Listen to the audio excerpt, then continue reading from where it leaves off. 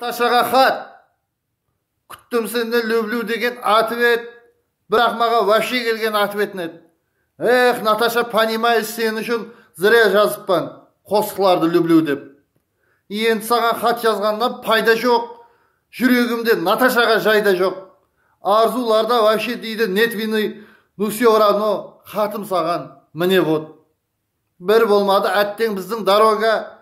Не смог надеть саған гүлден корона. Жемеймен мен күнде сенің боршыңды, күнде капуста жеп, яне корова. Саған деген мұхаббатым кемейген, енді сені зайкамая демеймен. Азаменен жеп ал милый котик деп, білішкілерді пісірсең де жемеймен.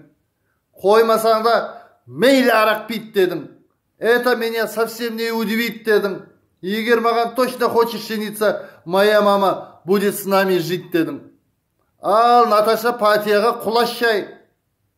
Прикол емес, алақандар ашшай.